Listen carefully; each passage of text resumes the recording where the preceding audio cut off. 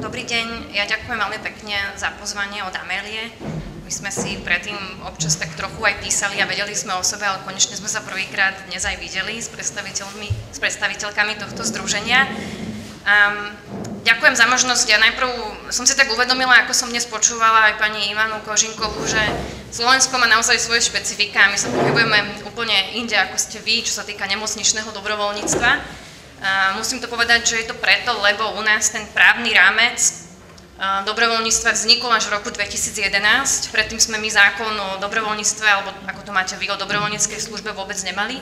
A náš zákon nepriniesol žiadne dotácie do sektora, ani do nemocníc a nemáme ani ministerstvo zdravotníctva, ktoré by nejakým spôsobom dotovalo takéto programy, takže fungujeme inak. A aj z toho dôvodu sú programy pre nemocnice alebo v nemocniciach a vôbec interné modely, ako o tom my vôbec takéto niečo v nemocniciach nemáme, iba v hospicoch. Takže náš model je, ako budete vidieť, preto sa voláme Dobrovoľnícka skupina Vrba, je to samostatné občianske združenie, je úplne externý, ale zazmluvnený s nemocnicou. No a takže toto je jedna taká vec, o ktorej som vám chcela povedať, že je to u nás nastavené inak, ale sú zase 2%, ktoré môžu ľudia venovať zo svojej dane. Dokonca teraz máme podľa nového zákona o dobrovoľníctve, že dobrovoľníci nám môžu venovať 3% zo svojej dane, takže sú tam určité možnosti, ktoré štát ponúka, ale nie je to ako u vás. To je také prvé špecifikum.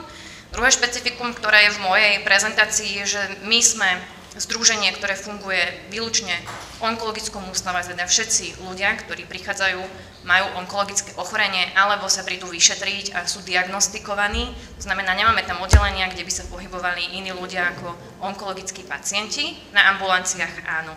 Takže toto je druhá vec. A zase, aby som trošku pozdvihla dobrovoľníctvo na Slovensku, musím povedať, že máme lepšie čísla, čo sa týka dobrovoľníctva ako vy, podľa Eurobarometra. Aj podľa našich výskumov sa tretina ľudí zapája do dobrovoľníctva, ale to nemocničné je naozaj stále v úzadí a sú možno 3, pokiaľ ja viem, 3 nemocnice na Slovensku, čo je oproti vám úplná teda slabota, ktoré sa venujú programom. Ale zase sociálne, environmentálne, kultúrne organizácie a detské, mládežnícke sú veľmi silné na Slovensku. A to nebudem už teraz rozoberať. Ako vidíte, naše heslo je, keď tu bolo predtým také heslo ku hviezdám cez prekážky, tak my máme, ja ťa budem sprevádzať, ale ty mi ukáž cestu. Na tomto vlastne stojí celá naša filozofia. U nás sú ľudia, ktorí sa liečia v našej nemocnici, sú aj ľudia, ktorí už sa neprídu liečiť, ale majú paliatívnu liečbu a chýba nám tzv. To paliatívne alebo hospicové oddelenie. To znamená, že naši dobrovoľníci sa stretávajú nielen s tou nádejou uzdravenia, ale aj s tou nádejou dožitia a teda možno niekedy aj s tou bezmocnosťou a beznádejou.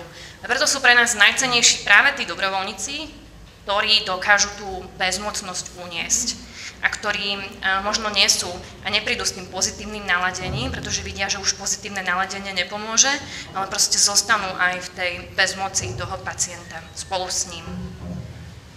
Pravím? Áno. Takže našim poslaním je sprevádzanie, my to tak nazývame, dospelých onkologických chorých. V našej nemocnici sú iba dospelí onkologicky chorí pacienti, nie deti. A špeciálne v nemocnici sú teda 4 alebo 5 oddelení, ak sa nemýlim. My sme na 2, a to na radioterapii, kde sa ľudia liečia niekoľko týždňov, a na internom oddelení, kde sa práve nachádzajú možno tie najťažšie onkologické teda prípady alebo pacienti s tým najťažším už to ťažkými diagnózami alebo takí, ktorí tam aj zomierajú. Takže ešte stále sa stretávame u nás s tým, naši dobrovoľníci s tým, že sú tam biele plenty, je to veľmi nepríjemné. V Bratislave nám napríklad chýba hospicové zariadenie, je ďaleko od Bratislavy, čo je veľmi vlastne taká ťažká situácia a o to väčšie nároky máme na vlastných dobrovoľníkov. S prevádzaním vnímame teda aj tichú prítomnosť, aj rozhovor. Aj niekedy to sprevádzanie znamená zahranie sa nejakých spoločenských hier, ako to tu už niekto spomínal. Sú to diskusie na izbách, na chodbách.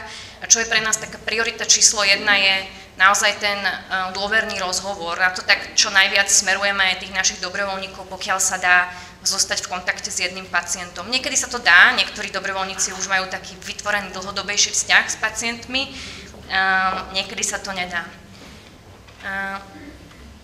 Máme niekoľko takých aktivít, ja to len tak v krátkosti spomeniem, lebo boli tu už niektoré také spomenuté aj v iných združeniach, teda v iných nemocniciach sa dejú, a to je taká, vy to voláte dielne, my to voláme klubová činnosť, pravidelná taká tvorivá činnosť pre tých mobilnejších pacientov na tej radioterapii, tam sa nám zíde skupinka ľudí, ako to vidíte, tu sme mali dokonca takú akademickú maliarku, ktorá prišla s nami spraviť klub s našimi pacientkami, no a oni sa proste zídu na tej chodbičke, lebo nemáme žiadnu výtvarnú dielňu pre nich, a proste spolu s dobrovoľničkami vyrábajú veci a je to veľmi pravidelné a veľmi obľúbené. A každý pondelok a stredu tieto pacientky vedia, že prídu 2 dobrovoľničky a oni tam už niekedy buď na nich čakajú, alebo si tie pacientky obehnú oddelenia a zavolajú, dobrovoľničky obehnú oddelenia a zavolajú ich na tie dielne. Potom máme teraz takú asi 2. alebo 3. rok zavedenú novinku, voláme to mobilná knižnica. Teda máme niekoľko kníh a občas už s nami spolu, už sa k nám proste predierajú aj knižnice miestne, aj nejaké združenia v Bratislave, ktoré nám chcú darovať knihy. A proste robíme také niečo, že jedna dobrovoľnička chodí s vozíkom a vymieňa tie knižky pacientom, ale je to pre nás aj nástroj prvého kontaktu. Tá dobrovoľnička sa často aj zarozpráva na tých izbách a proste tie knižky sú také, že proste niekedy sa požičiavajú a niekedy sa aj niekde zostane na tých izbách a nevenuje sa len tým knihám. Potom sú to tie ad hoc jednorazové aktivity a to môžu byť kluby o cestovaní, veľmi obľúbené. Keď niekto išiel do Santiago de Compostela, tak nám prišiel o tom porozprávať, bol to úplne dobrovoľník, ktorý chodí iba občas na nejaké vianočné koľadovanie a prišiel porozprávať aj o tom a pacienti sa vždy zozbierajú, robíme okolo toho nejaké promo na oddeleniach a prídu. Potom to je spomínané vianočné koľadovanie. No to najzákladnejšie, čo je pre nás, je naozaj to sprevádzanie pri lôžkach. Takže naši dobrovoľníci sú tí, ktorí, a my ich aj rozdeľujeme na tých, ktorí prichádzajú k lôžkam priamo, veľmi aktívne predstavia sa pacientom a povedia, že sú tu na to, aby s nimi pobudli. A potom sú to tí kluboví, to je zase trošku iná, teda tí dielňoví dobrovoľníci. A potom sú to tí ad hoc a jednorázoví dobrovoľníci, aby som to tak zhrnula. Máte tu aj jednu fotku, neviem, či to dobre vidno, teraz mám pocit, že nie. My tiež vytvorili sme pilotne program rozdávania kávy a čaju pre ambulantných, to je pre nás novinka. A to teraz rozbiehame v apríli, ale na Slovensku sa dejú každý rok je to taká dvojdňová aktivita Dní dobrovoľníctva, to voláme, alebo aj 72 hodín, možno to poznáte, neviem, či máte aj vy ten projekt. Myslím, že ho budete mať v Čechách, lebo je to medzinárodný, tá 72 hodín. Takže tie Dni dobrovoľníctva, počas toho sme my, každá neziskovka môže niečo v ten deň urobiť a voláme ľudí a je to taká náborová akcia. Tak my sme vtedy urobili to rozdávanie kávy a čaju prvý raz, že vyskúšame, aký to bude mať ohlas a bolo to výborné.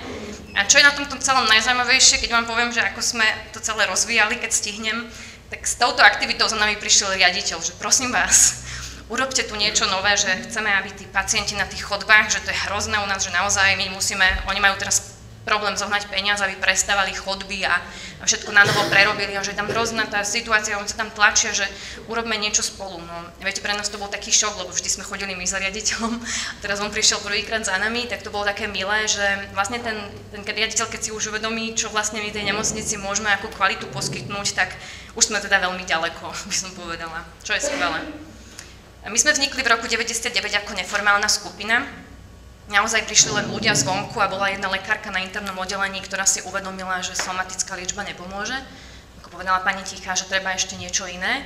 A proste ozvala sa taká skupina ľudí, ktorí proste prišli a začali, že teda dobre, tak tu niečo rozvineme. Nebolo to vôbec dobré, ale nebudem sa k tomu vrácať prečo, že to boli proste ľudia, ktorí by sme dneska už možno niektorých vôbec nezobrali do dobrovoľníctva. To je možno jasné, že proste keď sa niekto nájde, a proste kto to chce urobiť je jedna vec, ale druhá vec, že okolo neho tí ľudia nemusia byť na to úplne pripravení. Tak mali sme aj problémy na začiatku, ja som tam ešte v tom roku ani nebola, ja som prišla v roku 2001 a potom sme to začali celé tak nejako prekopávať a potom si už aj nemocnica uvedomila, že sú tu nejakí ľudia, ktorí sem chodia, že čo to je zač. No a vytvorili sme v roku 2003 občianske združenie, zazmluvnili vzťah s nemocnicou a úplne sme teda prekopali ten systém práce s dobrovoľníkmi, o ktorom vám ešte trochu poviem. A teda vytvorili sme celý manažment dobrovoľníkov pre nemocnicu. Posunuli sme sa o dosť, v roku 2009 som išla za riaditeľom aj taká povzbudená Karin Majtánovou, ktorú možno poznáte z Tomajerovej nemocnice, ona mi povedala, musíme to robiť tak, že ideš za ním a povieš, že chceš peniaze a proste tak. A ja som proste išla, povedala som mu, že pán riaditeľ, že je to skvelé, my to robíme dobré veci, raz do roka robíme nábor, ale chceme robiť viac. Vtedy sme mali len dobrovoľníkov, ktorí chodili na oddelenia, my sme chceli aj kluby, my sme chceli proste postupne robiť 2 nábory ročne a zistili sme, že keď nemáme nejakú podporu od nemocnice, síce zoženieme nejaké peniaze inde, Liga proti rakovine, 2% a tak, ale proste potrebujeme mať väčšiu podporu. A on súhlasil a každomesačne nám dávajú, keď malú, ale dávajú finančnú podporu, dali nám miestnosť pre koordinátorku a proste tak sa to celé začalo viac a viac. Tá spolupráca s tým riaditeľom a s vedením začala byť zrazu iná. A teraz oslavujeme v tomto roku práve 10 rokov už od vzniku do dobrovoľníckej skupiny Vrbákov občianskeho združenia. My sme v roku 2009 vydali takúto knihu, volá sa to Sprevádzanie chorých a zomierajúcich dobrovoľníctv v nemocniciach a paliatívnych zariadeniach. A teraz chystáme druhé vydanie, lebo sme ju predali. Jeden recenzent bol aj Jirka Tošner, ktorého určite poznáte. On nám tú knihu recenzoval a práve teraz budeme mať takú väčšiu oslavu narodenín, kde chceme pozvať aj našich sponzorov a všetkých dobrovoľníkov, ktoré už bola viac ako 100 za tie všetky roky a uvidíme, ako nám to dopadne, bude to v apríli. Ak by som mala hovoriť o tých výzvach, ktorými sme prešli, to bola tá spolupráca s vedením nemocnice. My sme na začiatku boli naozaj taký nevítaný host, teda tá skupinka dobrovoľníkov a personál tiež tak na nás pozeral, že čo to tu tí chcú, tak ako to možno bolo v tom 99. aj u vás, že čo to tu vlastne ideme robiť a či sme ich konkurencia, alebo ideme ich kontrolovať, alebo čo to je. My sme si potom uvedomili v tom roku 2003, keď sme založili to združenie a sme si tak sadli, taký ten organizačný tím a školiaci a povedali si, že dobre, tak my musíme teda nejak prebrifovať ten personál. Tak sme na to išli tak, že sme urobili semináre aj pre lekárov, ktorí k nám prišli do zasadačky. Pre zdravotné sestry robíme niekedy špeciálne, keď niekde zavádzame niečo nové, tak vždy prídeme o tom povedať.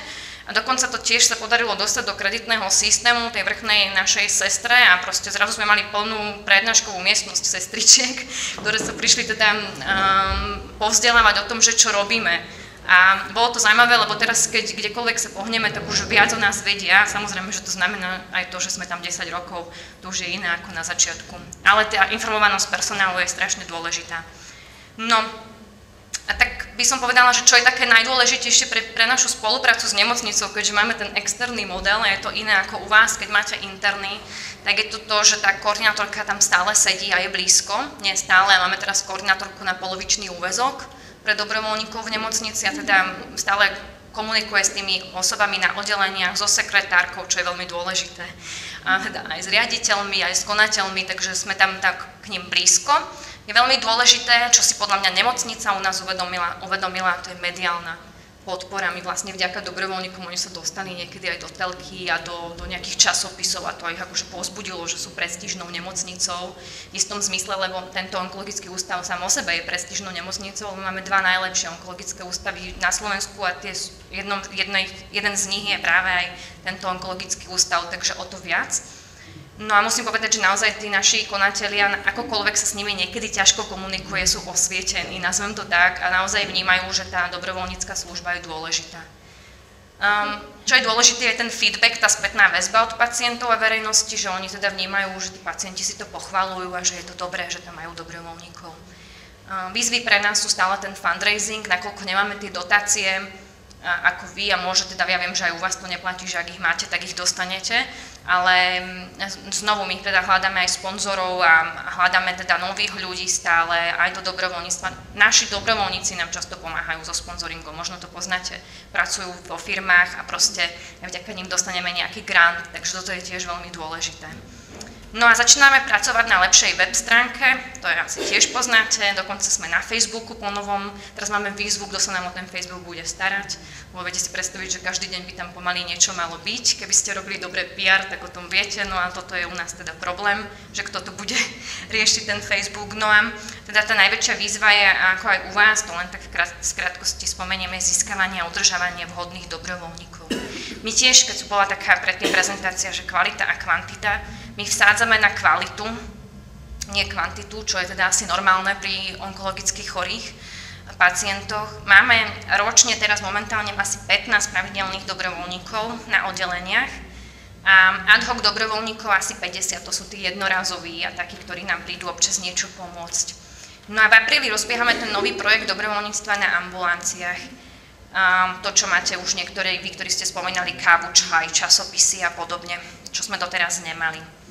Kladieme veľmi a najväčší teda dôraz u nás je na výber dobrovoľníkov. Nábor je jedna vec, tiež hľadáme cez internet rôzne periodika, cez nástenky na verejných miestach, ale čo je dôležité je výber. My sme teraz s EMO, ja som ju zabudla spomenúť, že mám tu aj EMO, koordinátorku dobrovoľníkov, ktorá mala mať so mnou tú prezentáciu, ona je nová v istom zmysle, lebo je od januára vo Vrbe ako koordinátorka, tak sa toho tak rada vzdala, že radšej nehovorím ja. Ale na druhej strane je vyškolená práve u vás v Čechách pod vedením pani Ivany Kožinkovej, takže sa tešíme, že máme takú spoluprácu. No a my sme dnes s EMO rátali, ktorá už je 3. rok vo Vrbe ako dobrovoľníčka, že koľko máme ľudí prihlásených na aprílový nábor, pretože teraz je práve ten čas na aprílové stretnutie. My máme okolo 40 ľudí, ale reálne nám zostane asi 1/3. Len chcem povedať, že my naozaj robíme veľmi veľkú selekciu a my nerobíme to tak, že školením sa to urobí, tá selekcia. U nás sa už pred školením robí selekcia a na škole do školenia investujeme len teda prakticky do tých ľudí, o ktorých si naozaj nielenže myslíme, ale teda podľa tých našich skúseností veríme, že sme vybrali dobre. Nie vždy to tak je, ale vo väčšine prípadov to tak je. Robíme stretnutia s dobrovoľníkmi, robíme dotazník a vstupný rozhovor. Ten vstupný rozhovor s koordinátorkou programu dobrovoľníkov, s koordinátorkou dobrovoľníkov a psychologičkou je pre nás najdôležitejší. Tam sa vymedzia tie očakávania, jeho, naše, a čo je najdôležitejšie, my vtedy spracovávame motivácie, prečo sa rozhodol pre toto, práve pre tento typ dobrovoľníctva, takého náročného, prečo nie niečo iné. Čo je dôležité, riešime jeho emócie, sebareflexiu vo vzťahu k smrti, pretože v našej nemocnici sa proste stretne z očí v oči práve s ochorením iba onkologickým. A ako keď budete mať k tomu nejaké otázky, že čo ešte tam riešime, je to asi 20-minútový rozhovor a 4-stranový dotazník, kde už tam sa pýtame na niektoré veci. Čo je pre nás podmienka, to je tam napísané, pod tým sledujeme. My sledujeme aj psychickú zaťažiteľnosť, tak to voláme, nakoľko má voľný čas, nakoľko má čas pre svoju rodinu, pre svoje osobné záujmy, či má čas na to, aby chodil aspoň 1 až 3 hodiny týždenne. My máme podmienku, že u nás musia. Keď sa chcú stať dobrovoľníkmi, mali by chodiť raz do týždňa a v tom vybranom dni, ako to máte asi aj vy. Takže my sledujeme už na tom pohovore, že tak dobre, ktorý deň by ste si asi vybrali. Čo je dôležité, nenachádzanie sa v procese smútku, alebo teda trúchlenia, ako to vy voláte, pre nás. Neriešenie nejakých chronických ochorení vlastných. My nezoberieme, boli onkologickí pacienti bývalí, nezoberieme na oddelenia priamo človeka, ktorý mal alebo má onkologické ochorenie. Práve z toho dôvodu, ako tu spomenul, myslím, Tomáš, že môže to byť to déjà vu, alebo práve to, že sa niečo vráti. To sú pre nás dôležité podmienky a my sme zistili, a keď náhodou niekto z našich dobrovoľníkov sa mu stane, že jeho príbuzný, blízky kamarát ochorie, tak povieme, že vtedy sprevádzaš neho, nemôžeš sprevádzať ešte aj u nás, takže má vtedy pauzu alebo odíde z nášho programu. Tak to proste u nás funguje. Čo som spomínala, tú sebareflexiu a čo je dôležité, schopnosť sa ďalej rozvíjať, to poznáte v dobrovoľníctve. Proste chcú sa ďalej ľudia učiť, tak takí sú pre nás dôležité. Máme školenie, po takomto výbere vlastne pozveme len tých vybraných ľudí na to školenie, ktoré máme asi 1,5 dňové, keď som to tak rátala, alebo teda 10 hodinové, dajme tomu.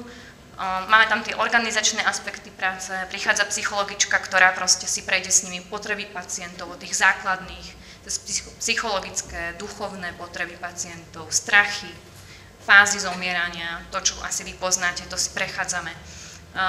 So psychologičkou, potom je tam lekárka, ktorá hovorí o onkologických ochoreniach, liečbe, negatívnych účinkoch. Máme duchovnú, ktorá proste s nami spolupracuje už niekoľko rokov a tá hovorí aj o duchovných potrebách. My nie sme konfesijná skupina, ale vieme, že duchovné potreby to pacienti často v týchto prípadoch riešia, takže aj to učíme dobrovoľníkov, ako správne duchovne sprevádzať. Keď sa tu spomínali supervízie, ešte spomeniem tú starostlivosť o dobrovoľníkov, ktorú my vo Vrbe máme. Sú to pravidelné skupinové supervízie, my ich máme nastavené oproti vám všetkým asi teda veľmi prísne. Pre nás je to podmienka a my dobrovoľníkom povieme, že musia sa pravidelne buď 2. alebo 3. útorok večer každý mesiac. To znamená, okrem prázdnin je to 10 mesiacov do roka, teda 10-krát tým pádom supervízie. V zmluve majú, že musia byť minimálne na 8. Pretože keď si to zoberiete, že vám na niektorú nepríde, tak my pod supervíziou nemáme človeka 2 alebo 3 mesiace. A nevieme, čo sa s ním deje, pretože tá naša koordinátorka nie je na oddelení, naše sestričky nám to nepovedia a prežívajú niekedy aj tí ľudia veľmi, ako tu už niekto spomenul, nejaký problém, nejaký neúspech, niečo veľmi ťažké, niekedy sa stretnú s vlastným, možno s nejakou vlastnou sebareflexiou toho, čo vidia, s čím sa stretnú, takže toto na tých našich supervíziách často preberáme. A na začiatku je to dôležitejšie, keď je ten človek nováčik a príde do nového prostredia, takže raz do mesiaca je to u nás.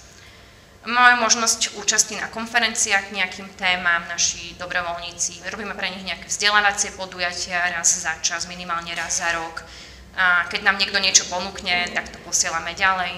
Čo je zaujímavé, 3 dobrovoľníčky alebo dobrovoľníci ročne idú na preventívne prehliadky, ktoré im ústav zabezpečí zdarma, takže vždy vyberieme takých tých dlho pôsobiacich dobrovoľníkov a oni môžu ísť na prevenciu. A ideme spolu do divadla zajtra. Raz do roka väčšinou chodíme spolu do divadla, tak ideme spolu do Slovenského národného divadla, oni nám dajú zľavu vo väčšine prípadov. Potom máme 2 spoločné večere pre dobrovoľníkov vždy na Vianoce a v lete, že to je pre nás taký základ, ako sa starať o dobrovoľníkov. A ešte naposledy také výzvy. To sú už tie spomínané nábory, my 2/3 tých dobrovoľníkov nepríjmeme. Ono to súvisí aj s tým, že u nás v Bratislave neveľmi dobre funguje internetová, alebo teda existuje stránka, vy máte podobnú dobrovoľníctvo.sk, kde si ľudia nájdú rôzne pozície. No a väčšina našich ľudí, my to tak sledujeme, sa práve na nás dostane cez túto stránku.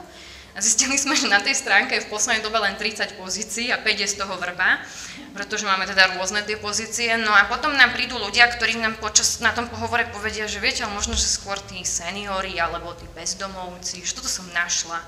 Tak potom aj z týchto niekedy máme problém ich niekde odporučiť. A tí, ktorí chcú robiť s chorými, ale vieme, že proste u nás nezvládnu ten aspekt tej smrti, zomierania, toho ťažkého tabu okolo toho, tak tým, že sme onkologický ústav a nemocničné dobrovoľníctvo u nás až tak nefunguje, my ich nemáme kam poslať.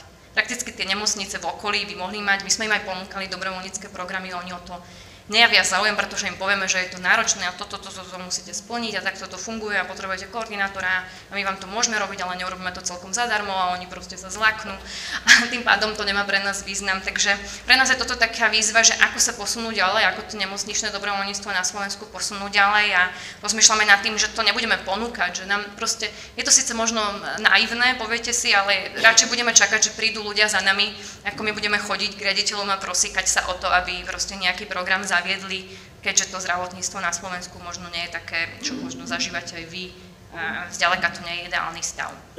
No a potom je to rozdiel medzi dobrou vôľou a reálnymi možnosťami. To sa s tým možno stretávate aj vy, že ľudia prichádzajú, majú dobrú vôľu, ale reálne možnosti dobrovoľníčiť nemajú a častovo sú to ľudia, ktorí robia v nejakých počítačových firmách, v hlave je to bežné a proste majú 10 hodín práce a prosím, že kedy budete mať vlastne čas na to dobrovoľníctvo, tak to je také bežné. Potom je to niekedy aj tí študenti, my napríklad neberieme, alebo povieme, že neodporúčame prvákom a piatakom, aby prišli vysokoškoláci na náš nábor, lebo vieme, ako to s nimi, oni si nevedia zvážiť tie reálne časové možnosti. Záväzok dobrovoľníkov, niekto tu spomínal, že ako dlho vydržia dobrovoľníci, my sa snažíme im na začiatku povedať, že chceme aspoň rok, keď už do nich investujeme a keď s nimi pracujeme, tak či sú schopní rok navštevovať pravidelne pacientov v nemocnici. To je taká základná otázka. No a potom sú to patologické druhy motivácií, my to tak odborne voláme, s ktorými bojujeme. Možno sa s nimi stretávate, sú to pre nás také výzvy. Boli tu tí evangelizátori spomenutí, aj s tým sme sa stretli. Už sme sa stretli aj s liečiteľom. To bolo tiež veľmi špecifické. Proste niekedy sú tí ľudia zvedaví. Máme takých zvedavých badateľov, ktorí prídu sledovať, aké to je na to hranici života a smrti a je to teda také ťažké, že toto sú proste veci, ktoré my nemôžeme prijať. A sú tam potom ešte aj iné druhy takých tých, možno nie úplne patologických, ale toto sledovanie tých motivácií je niekedy veľmi zaujímavé. No a tá otázka prijatých bývalých onkopacientov, to je pre nás tiež zaujímavé, my určite sme za, že nie na oddelenia, nie priamo k tým pacientom na lôžkach a teraz je pre nás otázka k tým kávam a čajom a tým ambulantným pacientom, ktorí tam čakajú. My sme sa teraz zhodli, že áno, že to vyskúšame a že vyskúšame bývalých onkologických pacientov pustiť do týchto aktivít a uvidíme, čo to dá. My nevieme ešte tiež rozlišiť, že nakoľko pôjde o nejaké blízke dôverné rozhovory a či tam nebudú dávať nejakú prílišné tie rozumy alebo proste niečo iné. Ale teda v tomto teraz čakáme, je to pre nás pilot, že čo sa nám z toho vyvrbí vo vrbe. Asi tak. No a potom sú to dobrovoľnícke pauzy, ktoré som spomínala. Nám sa občas stane, že keď človek cíti, a my mu teda aj odporúčime pauzu, nielen z toho dôvodu, že má niekoho onkologicky chorého alebo inak chorého doma, alebo sa objaví nejaká životná situácia, ktorú musí riešiť, tak už sa nám potom často stáva, že sa nám do dobrovoľníctva nevráti. A rozmýšľame teda, že ako správne voliť a potom ako či ich znovu pozývať. A proste tie dobrovoľnícke pauzy sú u nás také, že väčšinou sa už ukončia potom po čase. Keď už sa nevráti po určitom čase, na pár mesiacoch, tak sa už nevráti vôbec. A to je asi normálne. To je potom také prirodzené ukončenie toho vzťahu s dobrovoľníkmi.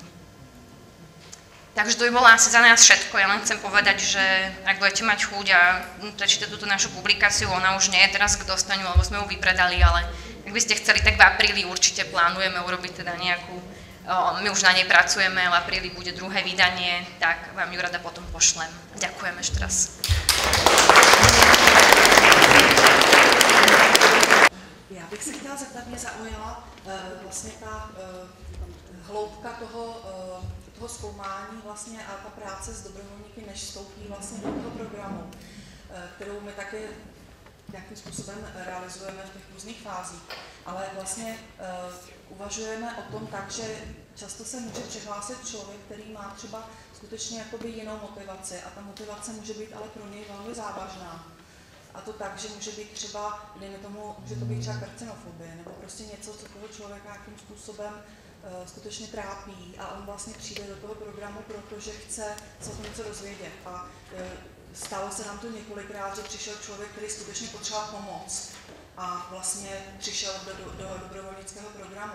Tak jsem se chtěla zeptat, jakým způsobem pracujete v těch případech, kdy zjistíte, že ten člověk skutečně třeba tu pomoc potřebuje. To je tak veľmi citlivé. Sú ľudia, ktorí vyslovene zistíme pri tom rozhovore v spolupráci s psychoterapeutkou, že oni potrebujú vlastnú terapiu. My s nimi nemôžeme ďalej robiť, lebo my robíme s dobrovoľníkmi, ktorí by mali byť už vysretí a v pohode a ísť do terénu a na toto už nemáme kapacity. Občas sa objaví aj niečo počas supervízie, čo asi poznajú supervízorky, že sú to prípady, ktoré sú na terapiu a my tým ľuďom jemne naznačíme, ak je to dostatočne dôverná skupina, že to treba už riešiť terapeuticky. Čo to už je mimo nášho sa. Nemáme na to kapacity, aby sme tým ľuďom pomáhali. My ich môžeme odporúčiť.